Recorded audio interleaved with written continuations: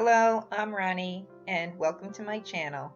Today I wanted to share with you the second project I made from this Dollar General fleece throw that I found a couple weeks ago. It was only $5.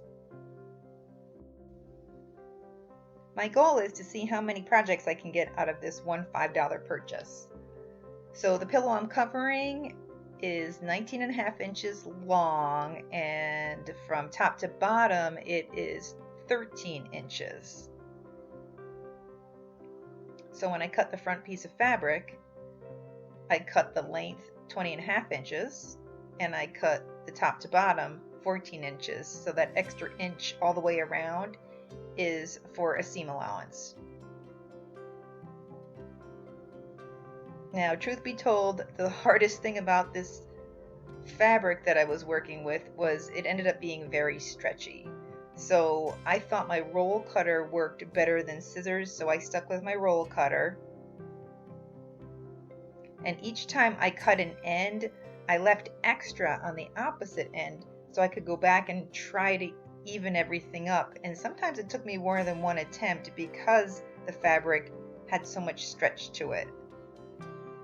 My goal was to make sure the buffalo check pattern ended up being straight on the pillows.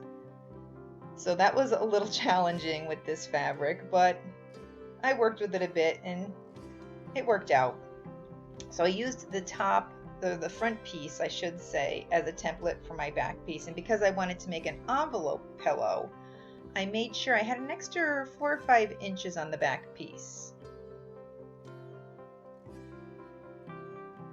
So that piece is longer, it's cut in half to make the extra allowance for that envelope in the back of the pillow.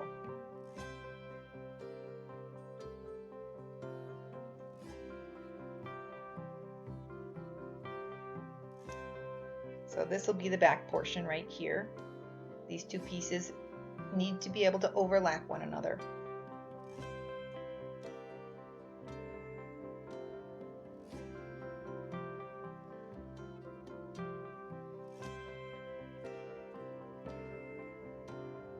Once you have those cut, just go in to your two back pieces and down one long side, pin it, because you want to make a hem for your envelope.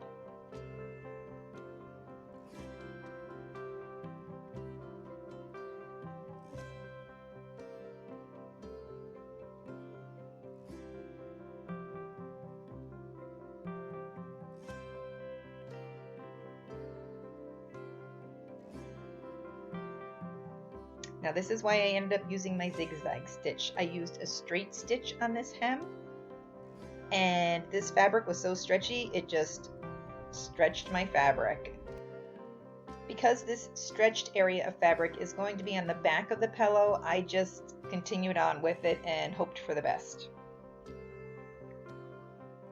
The next thing I did was lay the two back pieces on the front piece of fabric, and you don't have to worry about wrong side or right side of this kind of fabric because there really isn't. It's totally reversible. And I just pinned the whole perimeter down. Now I realize not all my edges look as even as they could, but I was hoping to be able to correct that with my sewing machine.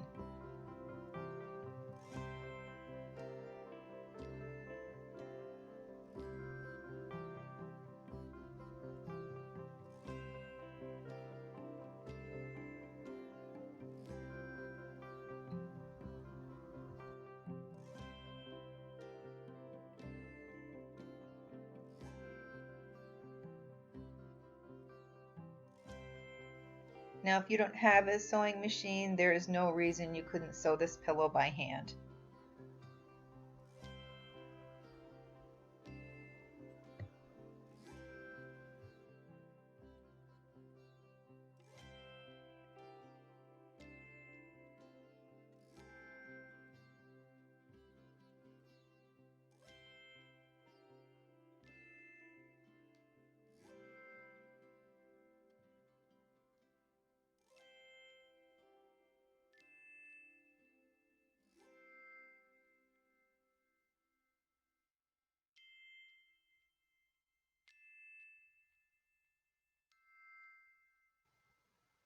Now the perimeter of the pillow is now sewed with the zigzag stitch.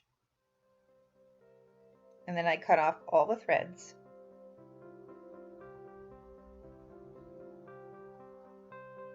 And I cut off the corners, and you can see that zigzag stitch did not stretch the fabric.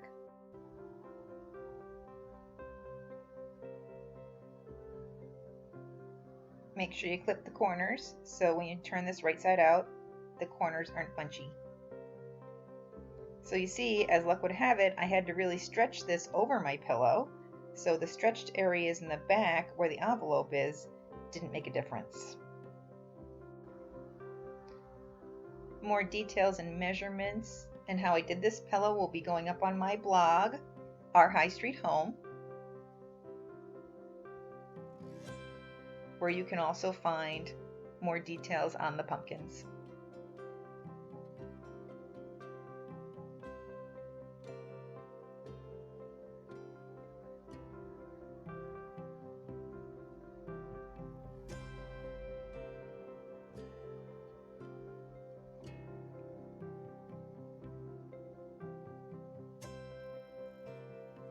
Thank you so much for stopping by.